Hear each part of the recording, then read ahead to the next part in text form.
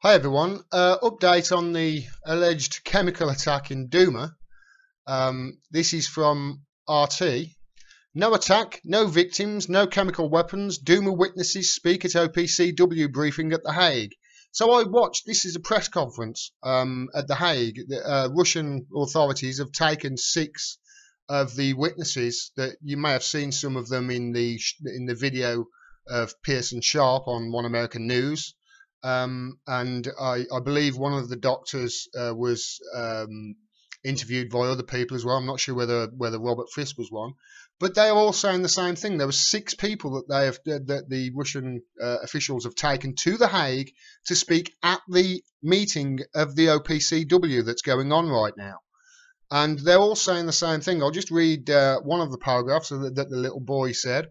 We were at the basement and we heard people shouting that we needed to go to a hospital.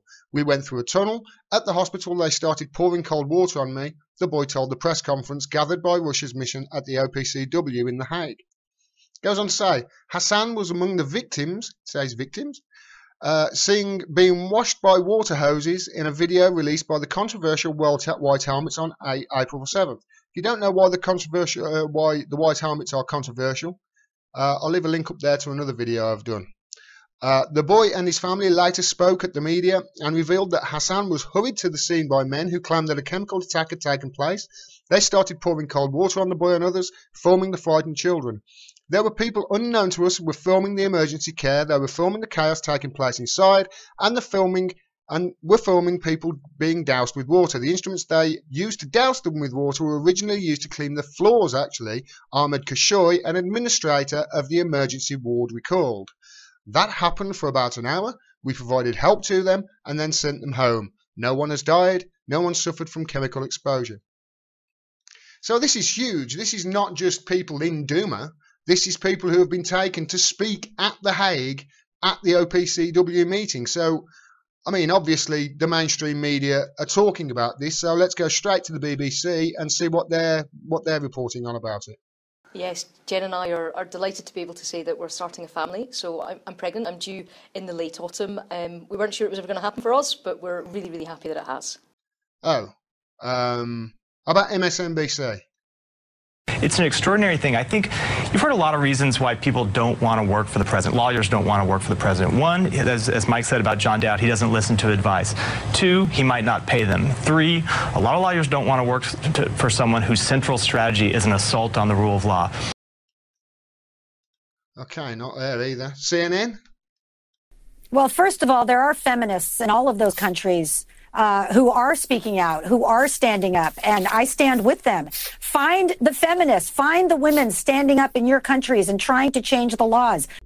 So far, it's pretty much a whitewash certainly on the televised media in the UK and US. The only thing I've seen from the UK media at the moment covering this on the TV, that is a 2-minute segment by Sky News. Now, I actually saw it when I was around my mum's earlier, and I thought, no problem, I'll record that when I get home. But the thing is, it hasn't been replayed since. I've been watching Sky News for the last 3 or 4 hours, and the 2-minute segment they did, they haven't replayed it. I don't really need to show it you anyway, because the cliff notes are that they said that the guy who was reporting said that it was a doctor and the boy, when there were actually 6 people there. We're all saying the same thing. He just said it was the doctor and that young boy.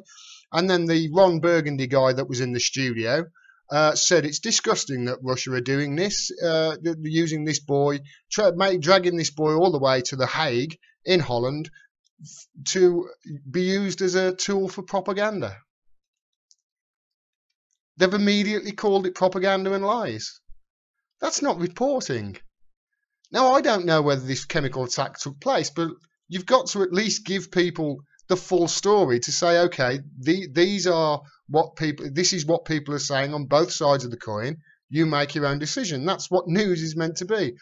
And they're not doing that. They're just talking about anything that proves or adds weight to their narrative that Syria did this chemical attack, and it was a chemical attack, and totally whitewashing everything else out of out of existence. Now remember, this is a day after it's been reported that OPCW investigators have found no evidence of chemical weapons at the Syrian facilities which were bombed by America, the UK and France. Now, anybody with half a brain knew that this was going to happen.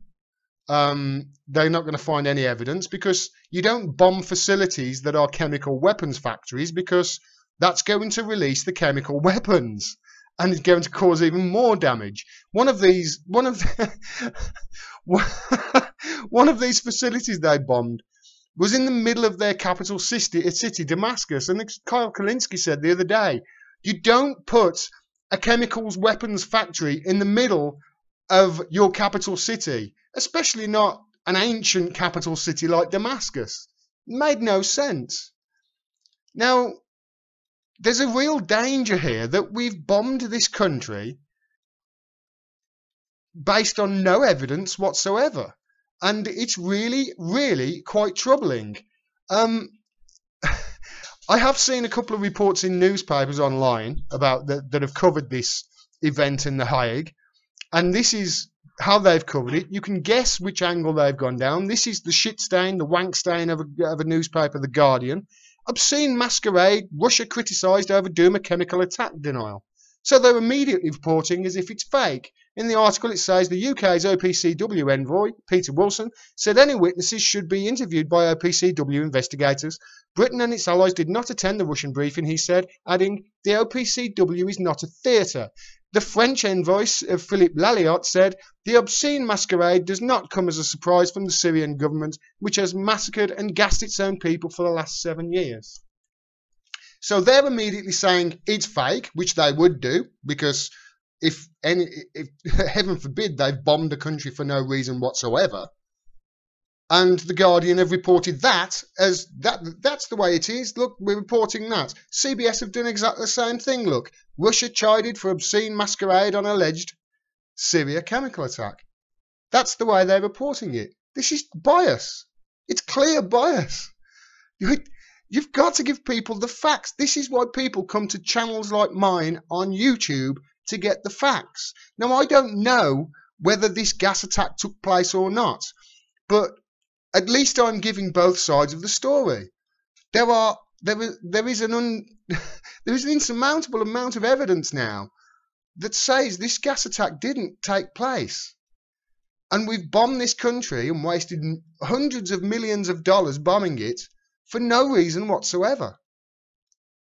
And they're obviously covering up for this. Why else would they immediately just say it's fake? They've got no proof to say that this is fake. They've got no proof to say that these 6 people who've gone to The Hague and testified, including an 11-year-old boy, remember, are lying. No proof whatsoever, but that's the way they're reporting it.